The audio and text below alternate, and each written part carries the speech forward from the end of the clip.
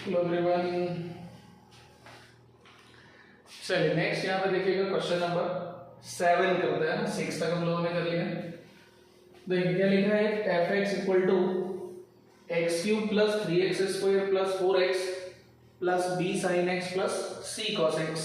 ठीक है, ये एक एफ एक्स फंक्शन दे रखा है। लिखा है for all x belongs to R is a one one function, है ना। ये फंक्शन कैसा फंक्शन है, one one function. Then find the maximum value of b square plus C square. B square plus C square का maximum value अपन को चाहिए। तो पहले तो मुझे बताओ जरा, अगर वन वन फंक्शन है, ठीक है ना, वन वन फंक्शन।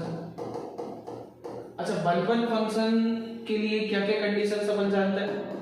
तो एक कंडीशन तो ऐसा सीखा होगा कि अगर f of x1 equal to f of x2 रखें और हमें ऐसा मिल जाए x1 is equal to x2 तो फंक्शन कहलाएगा वन वन।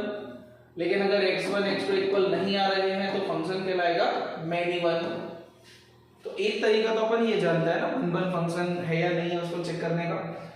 अच्छा, अगर मान लो हमें जो फंक्शन दे रखा है वो डिफरेंशिएबल फंक्शन है, ठीक है ना, डिफरेंशिएबल फंक्शन है, तो फिर उसका वन वन अपन डेरिवेटिव की हेल्प से भी कर सकते हैं। और वन वन फंक्शन के लिए क्या होगा, एफ डैश एक्स या तो हमेशा मतलब सभी x के लिए ग्रेटर देन इक्वल टू 0 होगा या फिर सभी x के लिए लेस देन और इक्वल टू 0 होगा, ठीक है ना। हाँ, ये डेरिवेटिव वाली चीज जो है यहाँ पे वो केवल डिफरेंशिएबल फंक्शन के लिए लगा सकते हैं, नहीं तो फिर ये तरीका है। हाँ, या फिर ग्राफ है एक तरीका, ग्राफ बना लो, उससे पता लग जाएगा, है ना। तो भाई देख पा रहे होंगे जो f(x) तुम्हें दिया गया है वो एक पॉलिनोमियल प्लस ट्रिग्नोमेट्रिक फंक्शन है। और पॉलिनोमियल हो चाहे ट्रिग्नोमेट्रिक फंक्शन हो, डिफरेंशिएबल तो होता ही है, तो अपन यहाँ पे डिफरेंशिएशन वाला तरीका लगा देते हैं। चलिए, तो f डैश x निकाल ले, क्या आ जाएगा 3x square plus 6x plus 4 plus b cos x minus c sin x। ठीक है, डिफरेंशिएट कर दिया। और अब अपन को ये पता करना है कि f dash x greater than equal to 0 हो सकता है या लेस देन और इक्वल टू 0, क्योंकि वन वन होने के लिए या तो ऐसा होना चाहिए या ऐसा होना चाहिए ना, दोनों नहीं होना चाहिए। और for all x belongs to domain, हालांकि डोमेन इसका ऑल रियल नंबर है तो ऑल रियल नंबर बोल सकते हैं। चलिए, तो थोड़ा बहुत देखना है अभी अपन रेंज से पता कर लेते हैं। 4 को क्या लिख लो, 3 प्लस 1 बोल देता है, और 3 कॉमन ले लेना तो आ जाएगा x square plus 2x plus 1 plus 1 और इधर से b cos x minus c sin x। ठीक, अब ये हो गया 3 इंटू एक्स प्लस 1 का होल स्क्वायर प्लस 1, और ये वाला तो एज इट इज आ जाएगा, इसको कुछ करने की जरूरत नहीं है वैसे। चलिए, तो अब यहाँ पर दिख रहा है अपन को कि ये वाला, ये जो पॉलिनोमियल है हमेशा क्या होगा, ग्रेटर देन इक्वल टू 1 होगा। ये जो इतना पॉलिनोमियल है, क्वाड्रेटिक पॉलिनोमियल, ये हमेशा ग्रेटर देन इक्वल टू 1 होगा। एंड ये इसका तो रेंज निकालना जानता है सभी। हाँ, ये ऐसे आ जाएगा minus under root B square plus सी स्क्वायर से लेकर plus under root B square plus सी स्क्वायर। ठीक है, तो अब भाई जैसा कि अपन ये देख पा रहे हैं, ये तो 1 या उससे बड़ा होगा, मतलब इसका तो रेंज 1 से इन्फिनिटी जाएगा, ठीक है ना, इसका रेंज 1 से इन्फिनिटी जाएगा। और ये जो है इसका रेंज ऐसे आएगा -1 से 1 या -2 से 2 या -3 से 3। ठीक है, अच्छा हाँ, मतलब जरूर है इंटीजर ही आए, कुछ भी आ सकता है, -√3 से √3 ऐसे आएगा, हाँ। तो कहने का मतलब ये तो एक फाइनाइट इंटरवल में अपना रेंज देगा, है ना, और इधर इनफाइनाइट जा रहा है, तो मतलब अच्छा ऐसे सोचो, चलो क्या f डैश x कभी नेगेटिव हो सकता है भाई, ये तो 1 से इन्फिनिटी वैल्यू देगा, है ना, ये तो 1 से इन्फिनिटी ही वैल्यू देगा। ठीक, और अगर ऐसे आ जाए, हाँ एक चीज और, सभी x के लिए नेगेटिव मिलना चाहिए।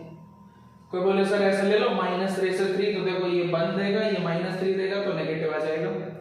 क्या लेकिन सभी x के लिए ऐसा हो पाएगा? तो सभी x के लिए ऐसा नहीं हो पाएगा, क्योंकि जैसे मान लो चलो इसने इन्फिनिटी दे दिया, तो अब ये बेचारा कुछ भी होता रहे, ये नेगेटिव नहीं होने वाला, ठीक है ना। तो अपन क्या चाहते हैं, या तो हमेशा पॉजिटिव मिले या हमेशा नेगेटिव मिले।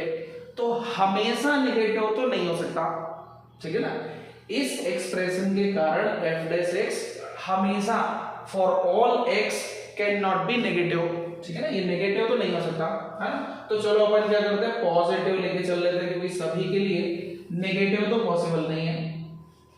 तो हमेशा पॉजिटिव का होगा, तो f dash x greater than equal to 0 होना चाहिए, क्योंकि बन चाहिए, तो या तो ऐसा मिल जाए या ऐसा मिल जाए, तो ये तो पॉसिबल है नहीं हमेशा, तो यही होना चाहिए। अब ये कब होगा, तो भाई देखो उस टाइम पर अगर तुमने रेंज ऐसे ले लिया, तो इसका रेंज ऐसा है, इसका रेंज ऐसा है, तो इनका सम जब करोगे तो कुछ x के लिए क्या आ जाएगा, नेगेटिव आ जाएगा। जैसे इधर से 1 ले लो, इधर से -3, तो नेगेटिव आ जाएगा। तो सभी के लिए पॉजिटिव हो तो ये वाला रेंज बस ऐसा होना चाहिए, -1 से 1 ये वाला, तब जाके किसी भी x के लिए चेक करोगे तो हमेशा पॉजिटिव मिलेगा, है ना। तो कहने का मतलब ये है कि ये जो माइनस है -√b² + c² है, वो क्या होना चाहिए, या तो -1 हो जाए या फिर उससे बड़ा हो जाए। मतलब देखो -½ से हाफ भी चलेगा, तो ये वाला जो है ये या तो -1 हो जाए या उससे बड़ा हो जाए, तो बस सॉल्व कर लो। माइनस माइनस कैंसिल करेंगे, लेकिन ध्यान रखना इनइक्वालिटी रिवर्स हो जाएगी, और फिर b² + c² निकाल लो, तो लेस देन और इक्वल टू 1 आ जाएगा। तो हाँ भाई मैक्सिमम वैल्यू पूछा था 1 से, है ना, तो मैक्सिमम वैल्यू कितना आ गया, 1 आ गया ना, 1 आ गया। लेस देन और इक्वल टू 1 है, मतलब 1 या 1 से छोटा आएगा, मतलब मैक्सिमम कितना आ सकता है, 1 आ सकता है। ठीक है, तो यहाँ पे थोड़ा सा अगेन बोलूंगा, क्वेश्चन में कॉन्सेप्ट और दिमाग दोनों लगाने पड़ेंगे, है ना। चलिए नेक्स्ट, क्वेश्चन नंबर 8 को रीड करो जरा, क्या बोल रखा है। भाई होगा, इसमें लिखा है रेंज ऑफ द फंक्शन, है ना, वो फंक्शन कहां से कहां डिफाइन करना है। हालांकि दिख रहा है तो दोनों सेम ही है, ए से ए बोल देता है ना। सेट ए से सेट ए एक फंक्शन है, डिफाइन कर रखा है 1 2 3 4 5 जिसमें एलिमेंट्स है ना, ऐसा 5 डिस्टिंक्ट एलिमेंट्स हैं। assumes exactly 3 distinct values। अच्छा क्या बोले, range of the function assumes exactly 3 distinct values।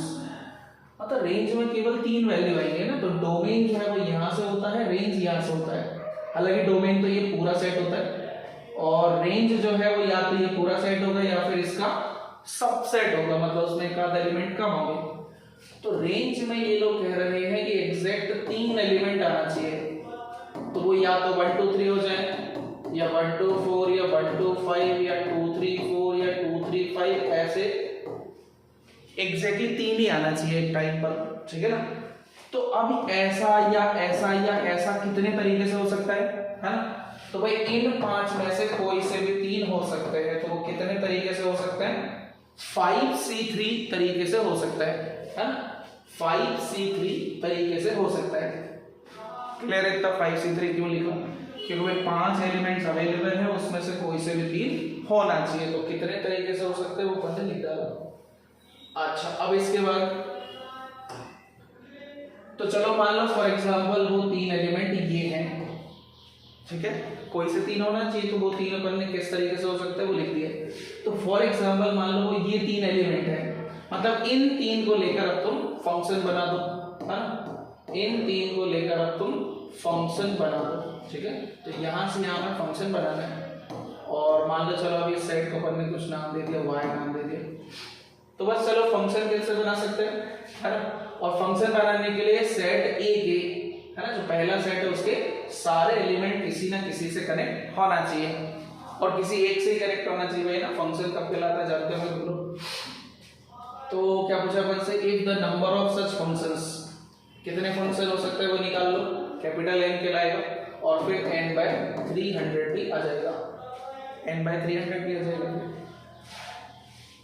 तो भाई यहां पर अपन ऐसे बोल सकते हैं, है ना, कि ये 3 है, ये 3 चलो मान लो ऐसे बॉयज है ना, ये 3 बॉयज है, और ये 5 क्या है अपने पास, सपोज मान लो बॉल्स है ना। मतलब अगर थोड़ा सा पीएनसी की हेल्प है तो ऐसे बोल सकते हैं कि ये 3 बॉयज हैं, ये 5 बॉल्स है। अब देखो अगर मान लो तुमने ऐसे कनेक्ट कर दिया, ठीक है ना, अगर तुमने ऐसे कनेक्ट कर दिया तो अब रेंज में कौन आएगा, केवल 1 और 2 आएगा, और रेंज में तो कम से ये तीनों आने चाहिए, ठीक है ना, ये तीनों आने चाहिए, मतलब 3 को भी कम से कम एक एलिमेंट से मैप कराना पड़ेगा, है ना। तो मैं वही बोल रहा हूँ कि ये मान लो 3 बॉयज हैं, ये 5 बॉल्स हैं, तो हर बॉयज को कम से कम एक बॉल मिलना चाहिए। कई बार क्या होता है ना, ऑप्शन में ऐसे दे देते हैं कि बताओ ये क्वेश्चन किसके जैसा है, तो बोल सकते हैं ये क्वेश्चन बिल्कुल वैसा ही है कि हमें 5 बॉल्स को 3 बॉयज में डिस्ट्रीब्यूट करना है, एंड कंडीशन है कि तीनों बॉयज को एटलीस्ट 1 बॉल मिलना चाहिए, ठीक है ना, एटलीस्ट 1 बॉल मिलना चाहिए। तो ये तो हो गया थोड़ा पीएनसी की लैंग्वेज में। सॉल्व करने के लिए भी बहुत सारे तरीके तुम लोग जानते होंगे, है ना, सॉल्व करने के भी कई सारे तरीके अपन जानते होंगे। चलिए तो मैं एक काम करता हूँ, जैसे मान लो मेरे पास 5 बॉल्स हैं, ठीक है, 5 बॉल्स हैं और 3 बॉयज हैं, तो क्या करते हैं 5 बॉल्स को पहले 3 ग्रुप में डिवाइड कर लेते हैं, 5 बॉल्स को पहले 3 ग्रुप में डिवाइड कर लेते हैं, और हाँ हर ग्रुप में कम से कम एक बॉल होना चाहिए, ठीक है। तो जैसे मतलब पहले ग्रुप में एक बॉल, दूसरे ग्रुप में एक बॉल, तो तीसरे में 2 दे देंगे, सॉरी तीसरे में 3 दे देंगे क्योंकि 5 बॉल्स हैं, और फिर ये ग्रुप क्या करेंगे, इन 3 बॉयज में डिस्ट्रीब्यूट कर देंगे, है ना। अच्छा तो और क्या क्या तरीके हो सकते हैं, या तो एक तरीका ये हो गया, हाँ, या फिर एक तरीका ऐसे हो जाएगा 1 2 2, एक को एक बॉल, दूसरे को 2 बॉल, तीसरे को 2 बॉल्स, ठीक है। हाँ कोई ऐसे नहीं बनाएगा सर 0 0 5, तो भाई देखो एक बॉय को 0 बॉल को तो एक भी नहीं दिया, लेकिन कम से कम एक तो अपन को देना है, ठीक है। चलिए तो बस यही 2 तरीके हो सकते हैं। हाँ भैया ग्रुपिंग एंड डिस्ट्रीब्यूशन सभी को आता होगा। चलिए तो इस तरह से ग्रुप बनाएगा तो कितने तरीके से बना सकते हैं, तो 5 फैक्टोरियल अपॉन, और ग्रुप साइज जो है उनका फैक्टोरियल आता है 1 फैक्टोरियल 1 फैक्टोरियल 3 फैक्टोरियल, है ना। और चूंकि इन दोनों का ग्रुप साइज सेम है तो इसलिए 2 फैक्टोरियल और आएगा, जितने ग्रुप्स का साइज सेम होता है उतने फैक्टोरियल से डिवाइड करना होता है। और ध्यान दीजिएगा अभी हम ग्रुपिंग कर रहे हैं, डिस्ट्रीब्यूशन नहीं। चलिए इसके अकॉर्डिंग क्या आएगा, तो इसके अकॉर्डिंग आएगा 5 factorial upon 1 factorial 2 factorial 2 factorial, और इन दोनों का ग्रुप साइज सेम है इसलिए 2 फैक्टोरियल और आ जाएगा। 2 ग्रुप्स का साइज सेम है इसलिए 2 फैक्टोरियल, 3 ग्रुप्स का साइज सेम होता है तो 3 फैक्टोरियल।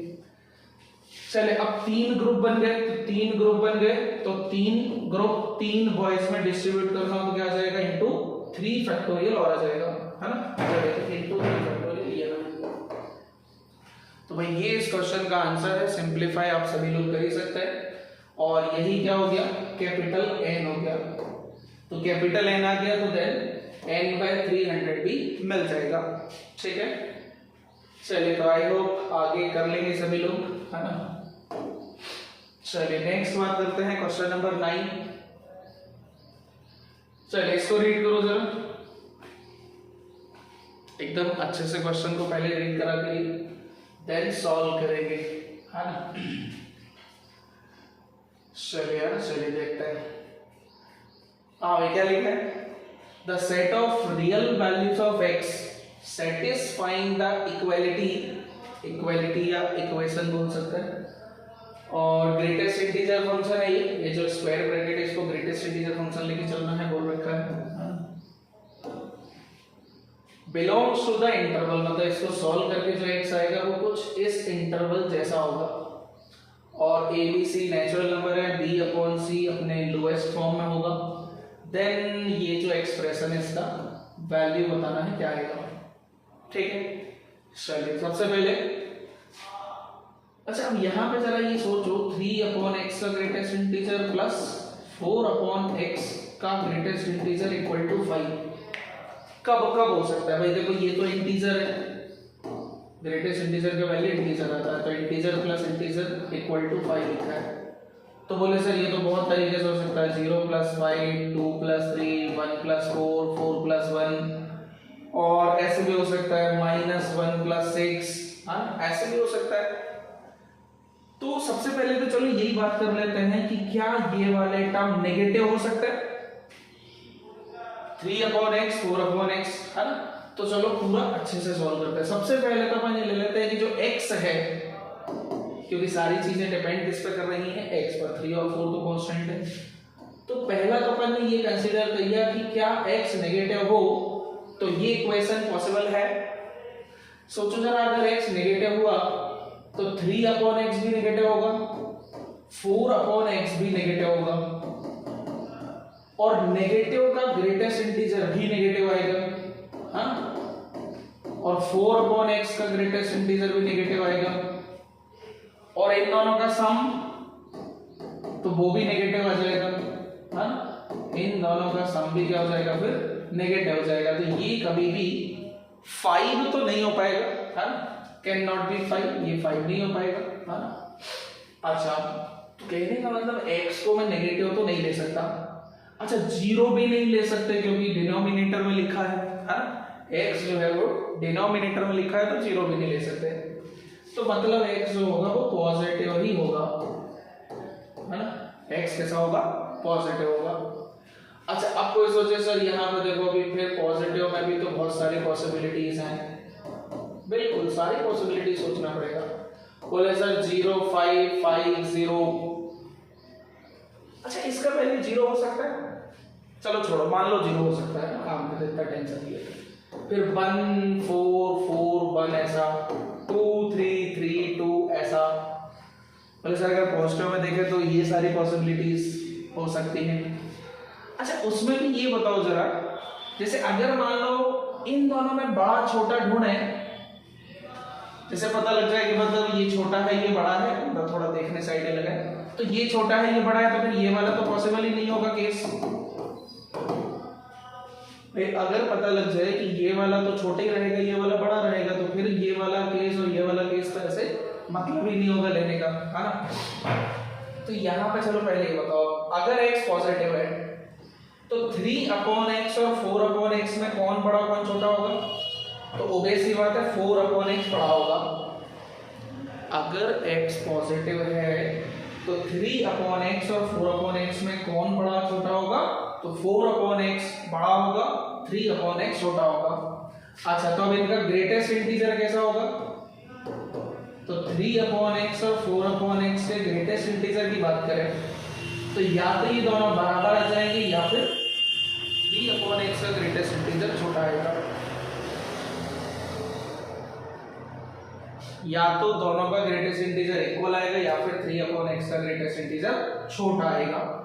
क्लियर?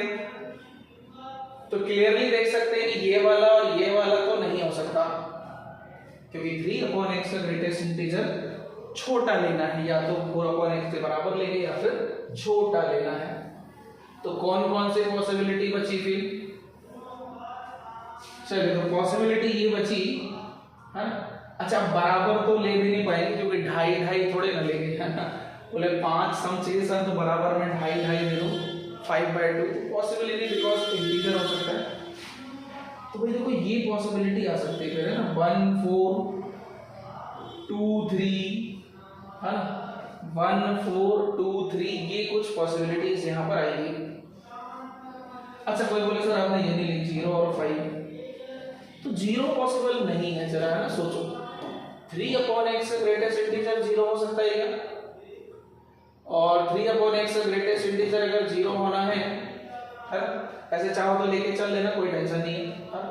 3/x का ग्रेटेस्ट इंटीजर 0 होना चाहिए, मतलब इसका वैल्यू ऐसा होना चाहिए 0 से इंफिनिटी, सॉरी 3/x का ग्रेटेस्ट इंटीजर 0 चाहिए, तो ऐसा होना चाहिए 0 से 1। तो x/3 इसका रेसिप्रोकल ले लेना, इसका रेसिप्रोकल हो जाएगा 1 से इंफिनिटी, है ना। तो x क्या हो जाएगा उस टाइम पर 3 से इंफिनिटी, हाँ। चलो ठीक है, तुम सारे ले लो। बोले सर हमें फिर कैसे पता चलेगा हो सकता है नहीं हो सकता है, तो हम सारे ले लो, मतलब 0 और 5 भी केस कंसिडर कर लो। चलिए तो यहाँ पे देखिएगा 3/x को 0 लेते हैं, अगर मतलब उसका ग्रेटेस्ट इंटीजर 0 लेते हैं, तो फिर ये वाला 5 लेना पड़ेगा, ठीक है, पहला केस। दूसरा इसका वैल्यू 1 लेते हैं, तो तो 4 अपॉन एक्स का ग्रेटेस्ट इंटीजर 4 लेना पड़ेगा, है ना। और तीसरा, अगर 3 अपॉन एक्स का ग्रेटेस्ट इंटीजर 2 लेते हैं तो 4 अपॉन एक्स का ग्रेटेस्ट इंटीजर 3 लेना होगा, ठीक है। और कोई पॉसिबिलिटी यहाँ पर आएगी नहीं। चलिए तो अब सॉल्व कर लो जरा। 3 अपॉन एक्स क्या होना चाहिए इधर से, 0 से 1, 0 से 1, और 0 पे ओपन लूंगा बिकॉज 3 अपॉन एक्स कभी 0 हो नहीं सकता, मतलब इक्वल टू 0 नहीं आ सकता, तो यहाँ पे ऐसे लिखते हैं 0 से 1। तो x क्या आ जाएगा, है ना, मतलब पहले x/3 आ जाएगा फिर x आ जाएगा। तो मैं थोड़ा सा डायरेक्टली करूं, x/3 आ जाएगा 1 से इंफिनिटी, तो x हो जाएगा 3 से इंफिनिटी, है ना। चलिए फिर इधर से 4 अपॉन x का ग्रेटेस्ट इंटीजर 5 होना चाहिए, तो 5 कब होगा जब हम इसका वैल्यू 5 से 6 के बीच में लें।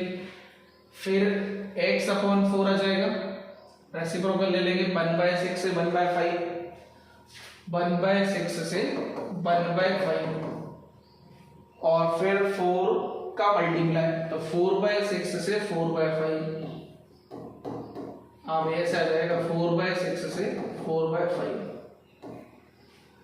तो क्लियरली दिख रहा है इन दोनों के बीच में इंटरसेक्शन लेंगे तो कुछ भी नहीं आएगा ना, इंटरसेक्शन लेंगे तो हमें कोई भी कॉमन एलिमेंट नहीं मिलेगा। भाई ये 3 से इंफिनिटी और ये ऐसा है, तो क्लियरली दिख रहा है कोई भी कॉमन एलिमेंट नहीं है, हाँ। चलिए इधर सॉल्व करते हैं।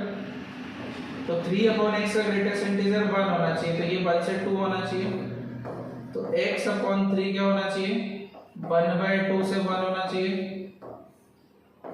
तो x क्या होना चाहिए, 3/2 से 3 होना चाहिए, है ना, ऐसा। चलिए फिर इधर से 4 अपॉन x होना चाहिए 4 से 5, तो x अपॉन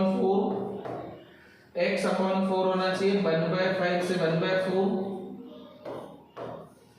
तो x होना चाहिए 4/5 से 1, 4/5 से 1।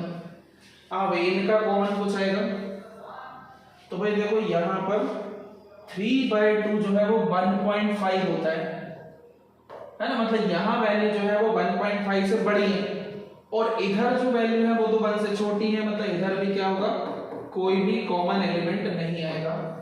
चेक कर लीजिएगा, है ना। हाँ भाई यहां पे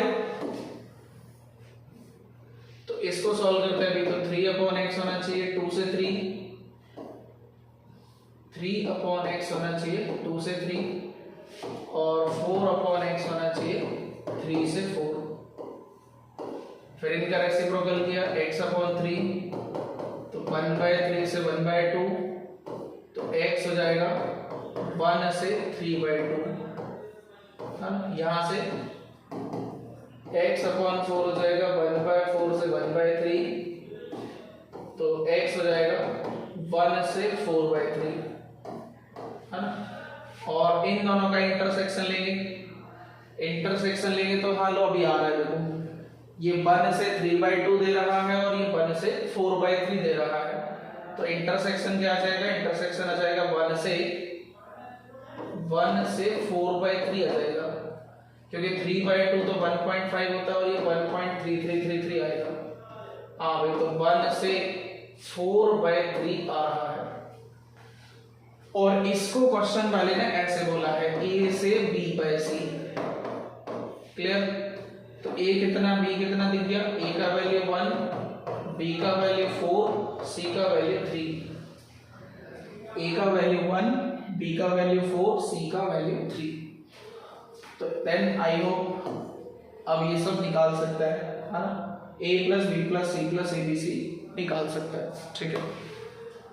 चलिए तो इसके आगे आंसर तो आप लोग निकाल लीजिएगा, है ना, ठीक। चलो नेक्स्ट करते हैं। भाई क्वेश्चन नंबर 10 रीड करिएगा, थोड़ा ये भी लगभग इसी के जैसा है।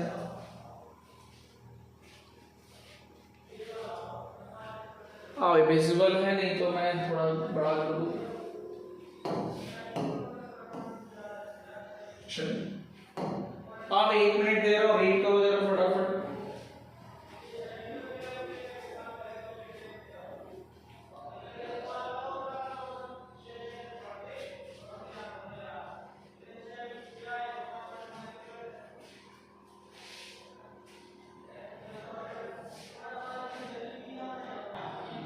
हो गया, समझ आया? चलिए देखो मैं बता दूं, अब ये अगेन ग्रेटेस्ट इंटीजर को डिनोट कर रहे हैं, है ना। ग्रेटेस्ट इंटीजर फंक्शन है इफ, है ना, यहां से if all the values of x such that the product is prime belongs to the set. मतलब अगर ये प्रोडक्ट प्राइम होना है तो x क्या करेगा, इस इंटरवल से बिलोंग करेगा या इस सेट से बिलोंग करेगा। Then find the value of this expression, है ना। मतलब x1 x2 x3 x4 मिल जाए, वो कैसे आएगा, ये इंटरवल मिल जाए, ये इंटरवल कैसे आएगा, x मिल जाए, और x कैसा चाहिए, जिसके लिए ये प्रोडक्ट क्या हो, प्राइम नंबर हो, है ना। अच्छा प्राइम नंबर क्या होता है, 2 5 3 भी होता है, 7 11 13 19 23 29 ऐसे, अरे ये सभी प्राइम नंबर्स होते हैं, और भी होता है, ठीक है। तो चलिए यहाँ पे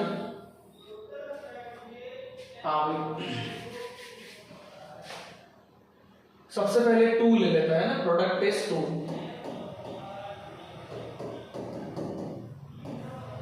है ना। प्राइम नंबर चाहिए तो सबसे पहले 2 मान के चलते हैं कि चलो इसका प्रोडक्ट कितना है, 2 है। तो greatest integer of x minus 1/2 plus sorry into greatest integer of x plus 1/2 equal to 2 चाहिए, है ना। 2 चाहिए तो भाई चलो लोग बताओ 2 कब कब आएगा, मतलब ये क्या होना चाहिए और ये क्या होना चाहिए। ध्यान रखिएगा इनका प्रोडक्ट हमें 2 चाहिए। तो प्रोडक्ट 2 कई तरीके से हो सकता है कि ये 2 हो जाए, ये 1 हो जाए, फिर ये 1 हो जाए, ये 2 हो जाए, ये -1 हो जाए, ये -2 हो जाए, या ये -2 हो जाए, ये -1 हो जाए। हाँ कोई ऐसे नहीं बोलेगा सर एक 1/2 हो जाए, 4 हो जाए। तो ग्रेटेस्ट इंटीजर है, उसका वैल्यू इंटीजर ही ले सकता है, हाँ। अच्छा अब एक चीज देखी होगी मैंने, इसमें इसको बढ़ा लिया तो इसको छोटा लिया, फिर इसमें इसको छोटा लिया, इसको बढ़ा लिया।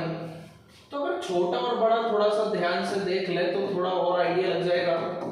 भाई क्लियरली दिख रहा है ये वैल्यू से छोटा होगा, x कुछ भी लो, x माइनस 1/2 x प्लस 1/2 से छोटा आएगा। तो जो इनका ग्रेटेस्ट इंटीजर होगा वो या तो छोटा आएगा या फिर बराबर आएगा, है ना। छोटा आएगा या फिर बराबर आएगा। पता लगता है जैसे मान लो 1/3 है, 1/2 है, तो क्लियरली ये छोटा है। लेकिन इनका ग्रेटेस्ट इंटीजर वो तो बराबर आएगा, दोनों का ग्रेटेस्ट इंटीजर 0 आएगा। तो ग्रेटेस्ट इंटीजर जो है वो इक्वल भी आ सकता है। चलिए तो अब यहाँ पे कहने का मतलब अपन वैल्यू वाइज इसको छोटा लेंगे, इसको बड़ा लेंगे। तो कहने का मतलब ये सारी ऐसे नहीं, ऐसे ले सकते हैं। इसको 1 लिया है तो इसको 2 ले लेना, और अगर इसको -2 लिया है तो इसको -1 ले लेना, ठीक है, ऐसा। प्रोडक्ट उस टाइम पे भी 2 आ जाएगा। अच्छा प्रोडक्ट कुछ और हो सकता है क्या, कोई बोले सर प्रोडक्ट 3, है ना। प्रोडक्ट 3 आएगा तो एक को 1 होना चाहिए, दूसरे को 3 होना चाहिए, या फिर इसको -3 इसको -1 होना चाहिए। तो बोले सर ऐसा तो फिर 3 के लिए चेक करेंगे, ऐसा 5 के लिए चेक करेंगे, ऐसे फिर 7 के लिए चेक करेंगे। तो चेक करके तो देख लो, हो सकता है आ ही ना रहा हो, है ना, आ ही ना रहा हो। चलो पहले ऐसे देखते हैं कि अगर इसका वैल्यू 1 है तो क्या इसका वैल्यू 3 पॉसिबल भी है। जैसे देखना, अगर मैं x माइनस 1/2 देखो तो क्या होना चाहिए, 1 से 2 होना चाहिए। तो x क्या होना चाहिए, x से होना चाहिए 3/2 से 5/2, ठीक है। तो जो x प्लस 1/2 आएगा, तो प्लस 1/2 करते ही ये 2 हो जाएगा और ये 3 हो जाएगा। तो अगर हम इसको 1 लेते हैं तो ये वाला जो है x प्लस 1/2 का ग्रेटेस्ट इंटीजर वो कभी भी 3 आ ही नहीं सकता। इसका ग्रेटेस्ट इंटीजर केवल 2 ही हो सकता है। मतलब केवल ये वाले केसेस पॉसिबल हो सकते हैं, ये केस पॉसिबल ही नहीं होगा। और जब इसका ग्रेटेस्ट इंटीजर 2 ही हो सकता है तो मतलब ना 3 होगा, ना 5 होगा, ना 7 होगा, ना 11 होगा, कुछ नहीं होगा। केवल प्रोडक्ट हमें 2 ही मिल पाएगा। 2 के लिए ही बस तुम यहाँ पे क्या कर लो, सॉल्व कर लो, है ना। 2 के लिए ही केवल अपन सॉल्व करेंगे, ठीक है। चलिए तो पहले ऐसे ले लो और फिर ऐसे ले लेना कि भाई अगर ये -2 है तो ये क्या होना चाहिए, -1 होना चाहिए। वो भी चेक कर लेंगे हो पाएगा कि नहीं हो पाएगा। हाँ भाई देखो जरा, इधर से x -1/2 क्या होना चाहिए, 1 से 2 होना चाहिए, तो x क्या होना चाहिए, 3/2 से 5/2 होना चाहिए, ठीक है। फिर इसका ग्रेटेस्ट इंटीजर अपन को 2 चाहिए, तो आई थिंक ये तो सबके लिए आ रहा था, चलो देख लो। और 2 होने के लिए होना चाहिए 2 से 3 के बीच में, तो x होना चाहिए 3/2 से 5/2। लो भाई ये तो ऐसे आ गया, दोनों सेम ही आ रहा है, तो इनका इंटरसेक्शन भी क्या होगा, यही आएगा 3/2 से 5/2, ठीक। अब इधर से x -1/2 का ग्रेटेस्ट इंटीजर -2 चाहिए, तो ये होना चाहिए -2 से -1, तो x हो जाएगा -3/2 से -1/2, है ना, -3/2 से -1/2। फिर इधर से देखिए -1 से 0 लेंगे इधर, तो x आ जाएगा -3/2 से -1/2। लो अच्छी बात तो यही होगी, सेम ही आ गया, तो इंटरसेक्शन वाला लफड़ा ही खत्म हो गया अपने लिए। इधर से -3/2 -1/2 आ गया, तो लो भाई ये वाला यूनियन, ठीक है, ये इंटरवल यूनियन, ये इंटरवल, तो उसी फॉर्मेट में आ गया, है ना। तो लो भाई x1 कितना हो गया, अच्छा x1 किसे x2 किसे बोल रहे, इससे फर्क ही नहीं पड़ेगा। x1 3/2, x2 5/2, फिर x3 -3/2 और x4 -1/2, है ना। तो बस इनके स्क्वायर्स को जोड़ देना, और क्या, स्क्वायर्स को जोड़ेंगे तो क्या आएगा, है ना, इधर लिख दो, स्क्वायर्स को जोड़ेंगे तो आएगा 9/4, 25/4, 9/4, 1/4, ठीक। चलिए सम सभी कर सकते हैं, और मैं चाहूँ तो मैं कर देता हूँ, है ना। 44/4 11 आ जाएगा, हाँ क्लियर। इसका आंसर क्या आएगा, 11 आएगा,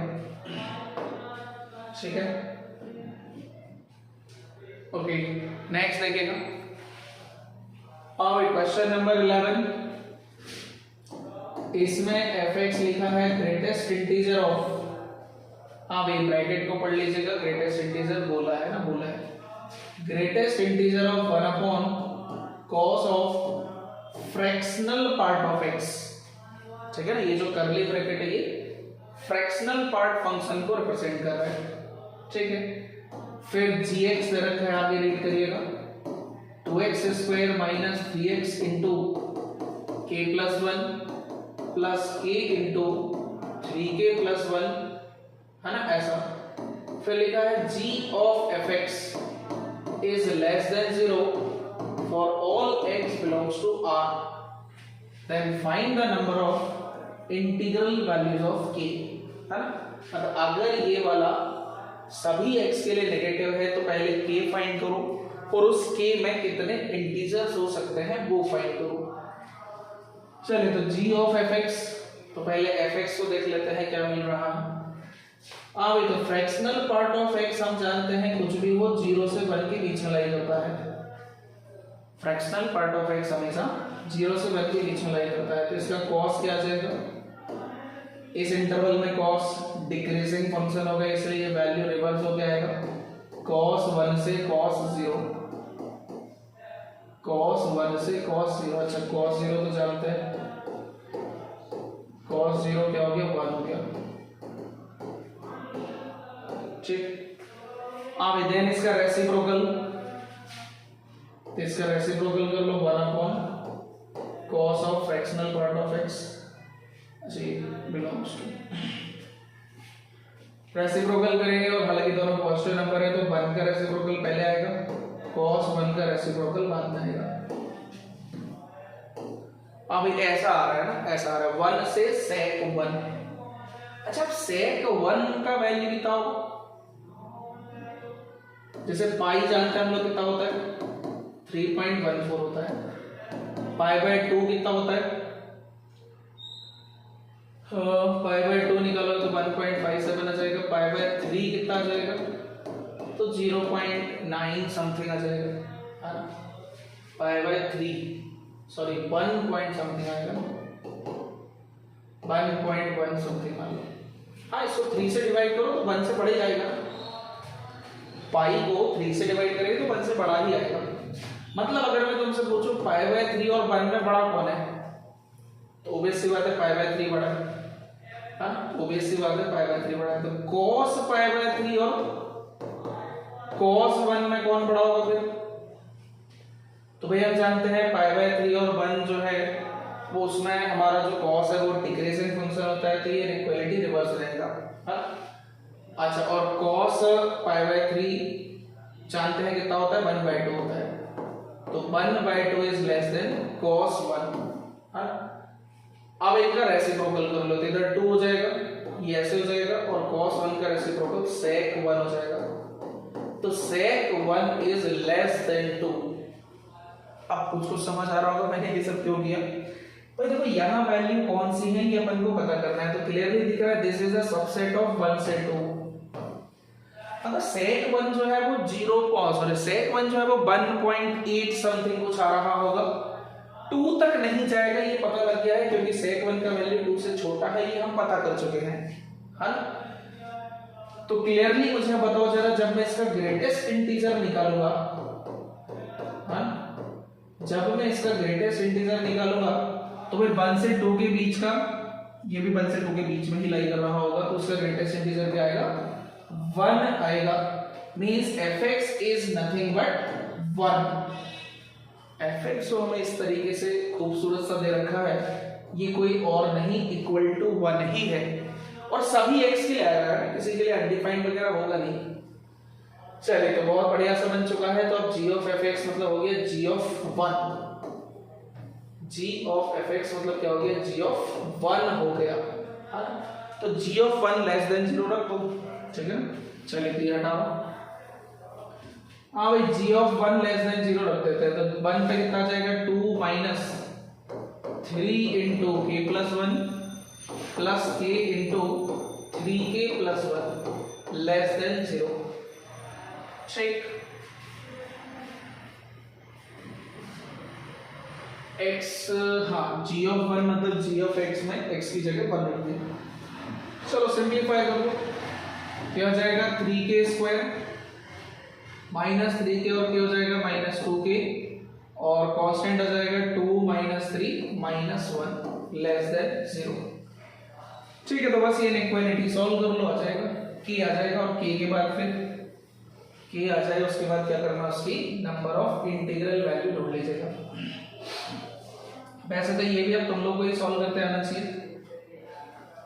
इसके रूट्स निकाल लो, है ना, रूट्स निकालना सभी को आते होंगे, और अगर फैक्टराइज करके दिखाओ तो कुछ ऐसे आएगा, इधर 3k हो जाएगा, इधर k हो जाएगा, और -1 के लिए इधर +1 -1 कुछ ऐसे लेना पड़ेगा, हाँ। चलो एक बार चेक कर लो ये जरा, ठीक से फैक्टराइज किया हम लोगों ने। 3k माइनस का k प्लस का 3 आ जाएगा, और 1 माइनस का, सही करा, एकदम सही करा। चलिए फिर बेबी का मेथड जो सबने सीख रखे हैं, जैसे यहाँ से -1/3 आएगा, इधर से 1 आएगा, प्लस माइनस प्लस, नेगेटिव चाहिए तो इस इंटरवल में ले लेना, है ना। तो k का वैल्यू क्या आ गया, k का वैल्यू आ गया -1/3 से 1, और ब्रैकेट आएगा ओपन। तो इंटीग्रल वैल्यूज क्या आ रहा है, केवल 0 आ रहा है ना। इंटीग्रल वैल्यूज क्या आ रहा है, केवल 0 आ रहा है। तो नंबर ऑफ इंटीग्रल वैल्यूज पूछा था, हाँ? तो नंबर ऑफ इंटीग्रल वैल्यूज क्या आएगा, 1 आएगा, clear. Number of integral values आएगा 1, एक ही वैल्यू आ रहा है, इसके बीच में तो केवल एक ही वैल्यू आ रहा है, ठीक। चलिए नेक्स्ट ये वाला रीड करो जरा, और विजुअल थोड़ा कम हो तो मैं इसको बड़ा कर देता हूँ।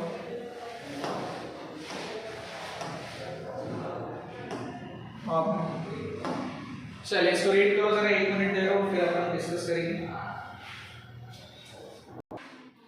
चलिए देखिएगा, मैं बताता हूँ। इसमें लिखा है the polynomial R x is the remainder, है ना, आर एक्स क्या है, रिमाइंडर है, अपॉन डिवाइडिंग एक्स पावर 2007। हाँ भाई, अगर मैं इसको डिवाइड करूं, अच्छा किससे डिवाइड करना है, by x square minus 5x plus 6, मतलब इसको अगर इससे डिवाइड करा जाए तो रिमाइंडर क्या है, आर एक्स है। तो भाई एक सभी ने यूक्लिड डिविजन्स लेमा पढ़ा होता है, जिसमें होता है dividend is equal to divisor into quotient plus remainder. तो रिमाइंडर को आर एक्स लेना है, कोशेंट हमने क्यू एक्स अज्यूम कर लिया, उसकी जरूरत नहीं पड़ेगी इसलिए क्वेश्चन वाले ने दिया नहीं है। हाँ, कोई ऐसे मत करना कि इसको डिवाइड करने बैठ जाए, इससे पहले से डिवाइड कर लेते हैं, रिमाइंडर आ जाएगा, बस फिर वही कल्याण हो गया उसका। चलिए आर एक्स जो है वो रिमाइंडर है अगर हम इसको इस क्वाड्रेटिक पॉलिनोमियल से डिवाइड करें, ठीक। चलिए तो देखिएगा जरा यहाँ पे, और फिर क्या लिखा है, R x can be expressed as, जो रिमाइंडर है वो इस तरीके से एक्सप्रेस किया जा सकता है। Then find the value of a plus B plus C. भाई पहले मुझे बताओ, ये डिवाइजर है, डिवाइजर क्वाड्रेटिक है तो रिमाइंडर क्या ले सकते हैं, रिमाइंडर हम ले सकते हैं लीनियर, और इधर चलो ऐसे मान लेते हैं, है ना, mx प्लस n मान लिया, abc तो क्वेश्चन वालों ने यूज कर रखा है इसलिए अपन ने कुछ अलग ले लिया। हाँ भाई, रिमाइंडर ऐसे हो गया ना, mx प्लस n, ठीक, ऐसा। और ये जो क्वाड्रेटिक है ना, ये जो क्वाड्रेटिक है इसको अपन ने फैक्टराइज कर दिया ना, ऐसे हो जाएगा x माइनस 2 x माइनस 3, ठीक। चलिए तो m और n का वैल्यू ढूंढ लेते हैं, तो रिमाइंडर आ जाएगा, और रिमाइंडर देखोगे इस फॉर्मेट में आएगा, नहीं आए तो थोड़ा सा कन्वर्ट कर लेंगे। तो सबसे पहले मैंने क्या करा, दोनों साइड x की जगह 2 रख दिया, तो ये जाएगा 2 पावर 2007, 2 पावर 2007, ये पूरा टर्म 0 हो जाएगा, और इक्वल टू में आ जाएगा 2m प्लस n, और फिर x की जगह 3 रख दिया, तो आ जाएगा 3 power 2007 is equal to 3m plus n। तो भाई लो चलो जरा बताओ, मैं इसमें से इसको घटा देता हूं, तो क्या आ जाएगा, 3 power 2007 minus 2 power 2007 is equal to m। Clear है, ये m आ जाएगा। अब अगर ये m आ गया तो n क्या आएगा, तो ये उठा के वापस इसमें रखा, तो 2m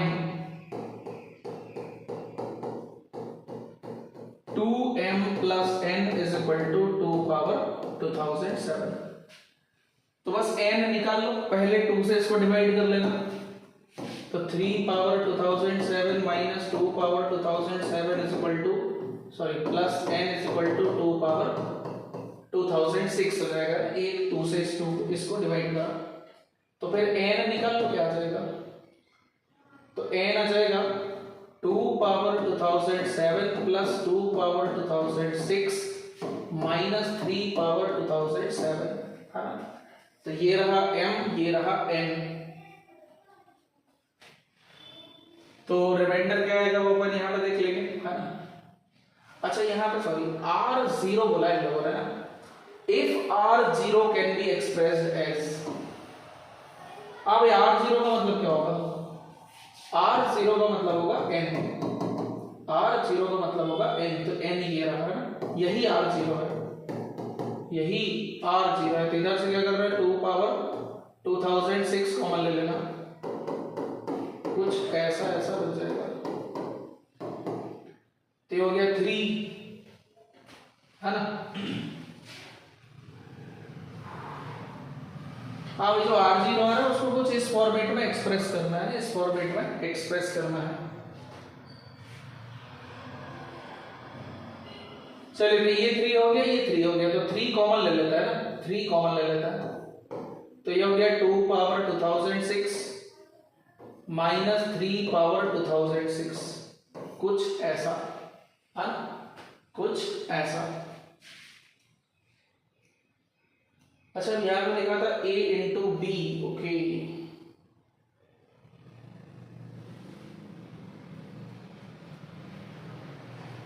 देखो हम लोगों ने क्या करा, सबसे पहले इसमें से इसको घटाया तो m आ गया, है ना, ये रहा m, सही है। और फिर m को उठा के रख दिया तो n आ जाएगा, और m क्या आया था, ये आया था 3 power 2007 minus 2 power 2007 plus n is equal to ये, ठीक है, सही है। फिर 2 से कैंसिल करो, अच्छा हाँ वही गड़बड़ कर दिया। अब n यहीं से आ जाता है ना, ये थोड़ा सा कैलकुलेशन मिस्टेक हो गया, n यहीं से आ जाता है ना, ये कैलकुलेशन गड़बड़ कर दी है ना।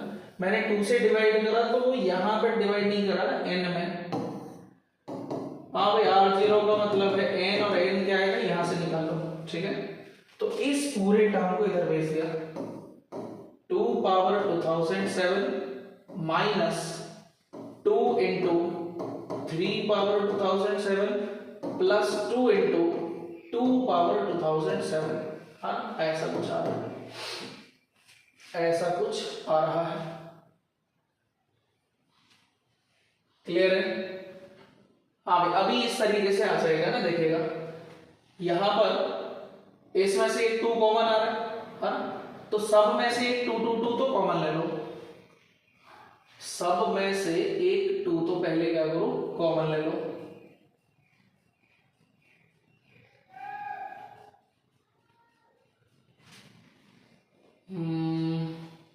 ये 2007 है, ये भी है। अच्छा इन दोनों को ऐड कर पाएंगे क्या, ये 2 की पावर 2008 है, तो 2 की पावर 2008 तो 2 की पावर 2007 कॉमन ले लो तो ये हो जाएगा 2 + 1 3 हो जाएगा। हाँ भाई ऐसे आ गया ना, ये आ गया लो 3 पावर 2007। तो एक काम करो 6 कॉमन ले लो ना, 6 कॉमन ले लो तो ये बनेगा 2 की पावर 2006, और ये आ जाएगा कितना 3 की पावर 2006। लो अभी आ गया ना, आगे ना ये आ गया, देखो a की पावर c माइनस b की पावर c जैसा, जिसमें a का वैल्यू हो गया 2, b का वैल्यू हो गया 3 और c का वैल्यू हो गया 2006, हाँ। चलिए तो इसके बाद आंसर निकाल लीजिएगा, है ना, थोड़ा कैलकुलेशन का है, देख लीजिएगा। और चूंकि इस फॉर्मेट में लाना था इसलिए थोड़ा ये मेहनत करना पड़ रही है, तो वैल्यू तो बस यही बोल सकते थे कि ऐसा आ गया, है। चलिए इसके आगे बाद में देखते हैं, यहाँ तक करा हम लोगों ने क्वेश्चन नंबर 12 तक।